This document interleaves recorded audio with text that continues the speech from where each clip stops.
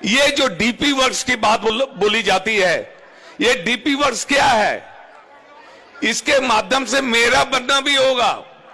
जब किसी को हम बोलने जाएंगे तुम सिगरेट मत पियो, तो मुझे पहले छोड़ के बोलना पड़ेगा। यदि मैं किसी को बोलने जा रहा हूं नाम ध्यान करो, तो मेरा मन में वो बात सुन रहा है, मुझे भी नाम ध्यान करना होगा।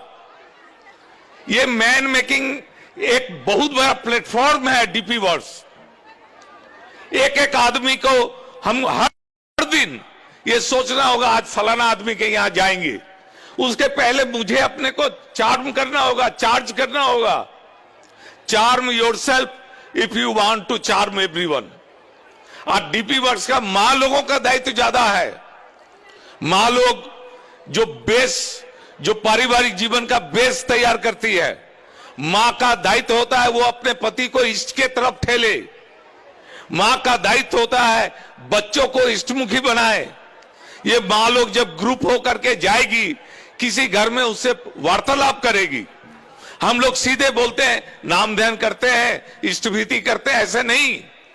उसका अंतरंग रूप से उसके साथ मिलना होगा। एक नजर उसके घर में देख लेना है ठाकुर जी को कैसे रखता है। बहुत सारे देवी देवताओं के बीच में ठाकुर को रखा है क्या? तब उसको अलग से कैसे रखना होगा बाद में आके समझाना है।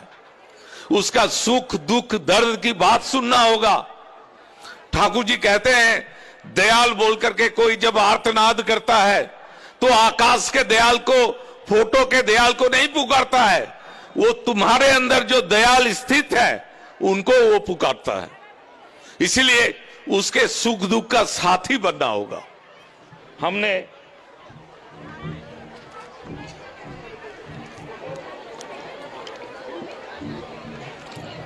हमने दीक्षा के समय संकल्प लिया है, आज से गुरु भाइयों की आपत्ति विपत्ति में यथासाध्य अर्थ, वाक और वास्तव कर्म द्वारा सहायता पहुंचाने एवं उन्हें आपदाओं से मुक्त करने के लिए दृढ़ प्रतिज्ञ हुआ। दीक्षा के बाद इस बात को हम कितना बार स्मरण रखते हैं? कितने गुरु भाइयों के आपत्ति विपत्ति से मुक्त होने के लिए हमने क्या किया है? ये डीपी वर्क्स उसको सचेत कर देता है। कोई रास्ता नहीं है मंगल का बिना दूसरों का मंगल किए हुए। दूसरों की मंगल कामना ही मेरे मंगल की प्रसूति है। मैं किसी को कुछ बोलूं या किसी से सुनूं, उससे मंगल नहीं होगा, वास्तव रूप में करना होगा। मेरा ठाकुर जी का कौन कितना ये एप्रिशिएट कर रहा है, उससे उसका मंगल नहीं होगा। वो एक कॉम्प्लेक्स है, वो थोड़ा सा सुरसुरी उसको मिलेगा, लेकिन जब तक वो युक्त नहीं होगा, धरो करो बनो पाओ, this is the philosophy of Thakur. Be concentric to living ideal, do accordingly, have your ability, then you get it. पकड़वाना होगा। अभी भी बहुत सारे गुरु भाई हैं, उनके घर में बच्चे लोग अभी भी इष्टमुखी नहीं है। क्यों? मेरे ही बोध में गड़बड़ी है। मैं अपने बच्चों को अच्छा से अच्छा शिक्षा देना चाहता हूं, अच्छा से अच्छा मेडिकल उसका अच्छा देना चाहता हूं, लेकिन जो करने से उसका जीवन सर्वांगीण सुंदर होगा वो नहीं कर रहा हूं। मतलब मेरा भी ठाकुर जी को पकड़ने में कहीं ना कहीं संशय है। मैं सोचता हूं, बोलता हूं कुछ और करता हूं कुछ।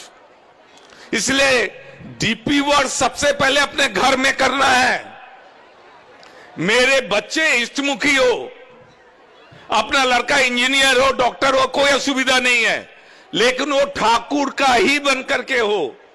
फर्स्ट वो ठाकुर जी का बने, फिर वो दूसरा बने, तभी मंगल है। आज जो परिवेश परिस्थिति आ रही है, मेरा लड़का भी इंजीनियरिंग में एडमिशन ले लिया।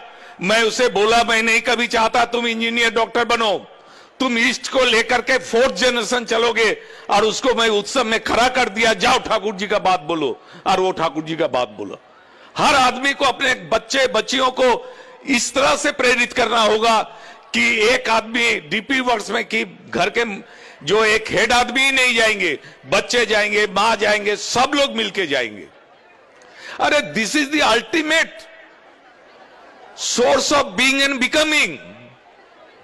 हम लोगों का दायित्व बहुत है। हम लोग मंदिर में कुछ देर के लिए मुग्ध हो गए, ठाकुरबाड़ी गए कुछ देर के लिए मुग्ध हो गए, उत्सव में गए कुछ देर के लिए मुग्ध हो गए, ऐसी बात नहीं है।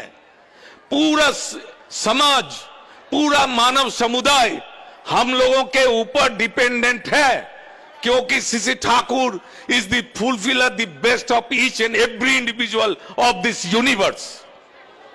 इसको रियलाइज करना होगा हमको, और इस रियलाइजेशन के लिए उन्होंने जो जैसा बोला है, यजन याजन इष्टभीति सुस्तेनि सदाचार, इक्विप्ड होना होगा।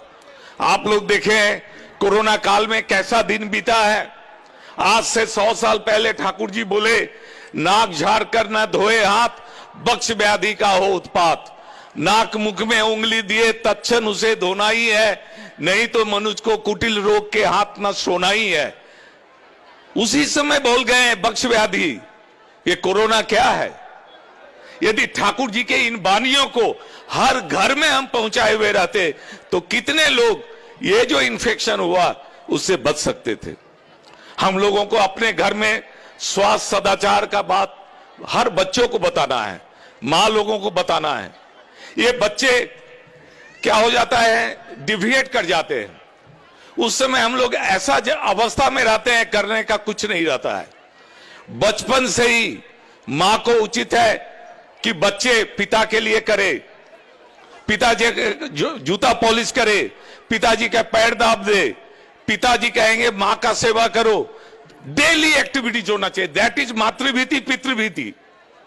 ये these are the small activities. इसको हम जनरेट नहीं करने से वो आदमी अच्छा नहीं हो सकता।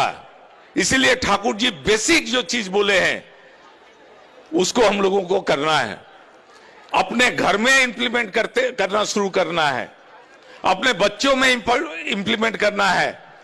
ये जो हम लोग बात बात में क्या होता है, दाम्पत्य जीवन में पति कुछ बात बोले, मैं पत्नी काट दिया है, এখন হবে না। पत्नी कुछ बात बोले, की बोलछे तुम, ऐसे चिल्ला कर दिए, बच्चा देख रहा है। ठाकुर जी बोले हैं मां पिता आपस में झगड़ा करते, पुत्र पुत्रियां देखे, बर्बादी के सदर द्वार पर बच्चों को रखे। इसका इंपैक्ट उस समय नहीं समझिएगा, लेकिन जब वो बच्चा बड़ा हो जाएगा, आपके प्रति अश्रद्धा लेकर के वो बड़ा हुआ है, आप कुछ कहने जाएंगे, आपका बात नहीं सुनेगा। उस समय बहुत देर हो चुकी होगी। इसलिए एक भी बात ठाकुर जी का जहां जितना हम अपने जीवन से माइनस करेंगे वो उतना रास्ता अपना दुर्दशा का हम खोल के रखेंगे। We must be now activity oriented. सुनना बोलना ये सब लग्जरी है। ये जितना सुनना यदि हमारे जीवन में स्पर्श नहीं करे, बोलना यदि मेरा जीवन को स्पर्श नहीं करे, तो ये एक लग्जरी है। बहुत प्रवचन होता है, वो सबके लिए दूसरा दुनिया है। ठाकुर जी कर्ममुखी जीवन की बात कहते हैं। वर्तमान आचार्य देव हर मुहूर्त में हम लोगों के अंदर हजारों विभ्रांतियों को दूर कर रहे हैं। हम लोग उनका संग कर रहे हैं, हम लोग उनकी पूजा कर रहे हैं, लेकिन उनका गुण अपने अंदर नहीं ला रहे हैं। पूजा मने पू मने वृद्धि, जा मने गुण। जिनकी पूजा करते हैं उनके गुण को अपने अंदर समृद्ध करना। ये जो आचार्य देव प्रत्येक को फुलफिल कर रहे हैं, डेली हजारों लोगों को फुलफिल कर रहे हैं। क्या मैं अपने जीवन में 10 आदमी को फुलफिल कर रहा हूं? मेरा उनका संग करना, दर्शन करने का कोई अधिकार नहीं है। मुझे भी दूसरे के सफरिंग्स में आगे बढ़ना होगा। इस तरह से यदि हम चलते हैं, देखिएगा परिवार कितना सुंदर होगा, परिवेश कितना सुंदर होगा। ये उद्बोधना लेने का आज मंदिर का उद्बोधन हुआ है, लेकिन इस उद्बोधन के साथ मेरे अंतर में ये उद्बोधन होना चाहिए कि ठाकुर जी मेरे जीवंत रहे। ठाकुर जी को जीवंत रखने के लिए ये एक्टिविटीज अपने अंदर रखना होगा। तब हम जब ठाकुर के पास जाएंगे, ठाकुर खुश होंगे। एक दिन श्री दादा बोल रहे थे, युग पुरुषोत्तम का विग्रह को, फोटो को कोई मूर्ति या फोटो समझ के प्रणाम करता है, वो पतित होता है, वो जीवंत है ऑलवेज। मुझे बचपन में पूजनीय अविंदर का बचपन का याद है। हम लोग नाट मंदिर में बैठे थे, सीसी दादा बैठे थे, कीर्तन हो रहा था, पूजने अविंदा इतना छोटा थे, वो सीधे ठाकुर घर में चले गए और सीसी दादा हम लोगों को बोल रहे हैं, वह देखो अभी ठाकुर से बातचीत कर रहा है। अब बात कर रहे थे वो, ये जन्मगत उन लोगों को ठाकुर को जीवंत बोध करने का ये उन लोगों के ठाकुर परिवार में ये शक्ति है। हम लोगों को भी ये जो